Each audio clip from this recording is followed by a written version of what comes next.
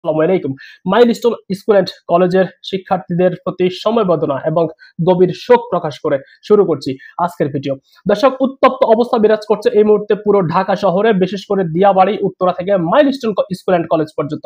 আপনারা জানেন যে দুইজন উপদেষ্টা, আইন এবং শিক্ষা উপদেষ্টা, তারা বর্তমানে অবরুদ্ধ অবস্থায় আছে মাইলস্টোন স্কুল অ্যান্ড কলেজে। বেশ কিছুক্ষণ আগে আইন শৃঙ্খলা রক্ষাকারী বাহিনীদের তত্ত্বাবধানে আইন উপদেষ্টা এবং শিক্ষা উপদেষ্টাকে অবরুদ্ধ অবস্থায় মাইলস্টোন স্কুল অ্যান্ড কলেজ থেকে বের করে নেওয়া হয়েছিল।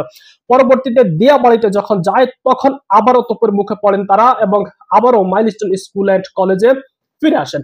এখন পর্যন্ত তারা সেখানে অবরুদ্ধ অবস্থায় আছেন।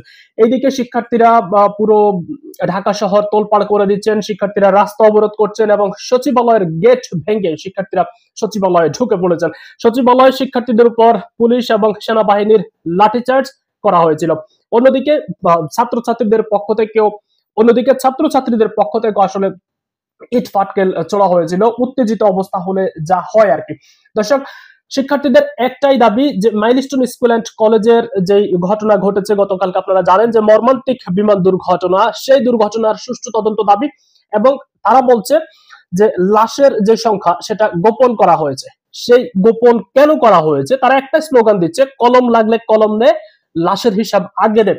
তার মানে তারা খুবই শিওর এবং তারা 100% শিওর হয়ে কিন্তু বলছে যে লাশের সংখ্যা গুম করা হয়েছে। একজন শিক্ষার্থী আমরা দেখলাম যে সে বলছে নিজের হাতে সে 20-25টা লাশ, এটা গতকালকের ঘটনা, 20-25টা লাশ নিজের হাতে সেখান থেকে সরিয়েছে। কিন্তু আমাদের মিডিয়াগুলো বলছে মারা গেছেন তখনও পর্যন্ত খবর ছিল মাত্র 3 জনের।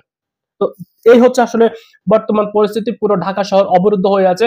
শিক্ষার্থীদের দাবি হচ্ছে একটাই, যে লাশের হিসাব তাদেরকে দিতে হবে এবং লাশ নিয়ে কেন রাজনীতি করা হচ্ছে সেটার জবাব দিতে হবে। অন্যদিকে তারা বলছে শিক্ষা উপদেষ্টার পদত্যাগ চায় তারা। আসলে শিক্ষা উপদেষ্টার পদত্যাগ হবে কি হবে না সেটা আসলে সময়ের দাবি, যেহেতু শিক্ষা উপদেষ্টা জুলাই আন্দোলনের সাথে সরাসরি সম্পৃক্ত ছিল এবং এক প্রকার মাস্টার মাইন্ডও আসলে বলা যায়। তো সেই বিচার প্রেক্ষিতে বা সেই পরিপ্রেক্ষিতে আসলে শিক্ষা উপদেষ্টাকে এই সরকার থেকে পদত্যাগ করানো হবে কিনা বা অব্যাহতি দেওয়া হবে কিনা সেটাও কিন্তু দেখার বিষয়। তো বর্তমানে আসলে পুরো ঢাকা শহর সহ উত্তরা, দিয়াবাড়ি, পুরো ঢাকা আসলে উত্তপ্ত অবস্থা বিরাজ করছে এবং এই উত্তেজনা কিন্তু অনেকটা জুলাই আন্দোলনের মতন ছড়িয়ে গিয়েছে।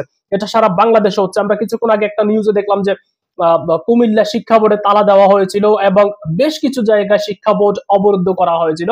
শিক্ষার্থীরা এই আন্দোলন আসলে কর্মসূচি সারা বাংলাদেশে তারা পালন করছে, এটা আমরা জানতে পেরেছি। দর্শক, আমাদের সাথে যুক্ত থাকুন, আমরা পরবর্তী সংবাদ অবশ্যই আপনাদের সাথে শেয়ার করব।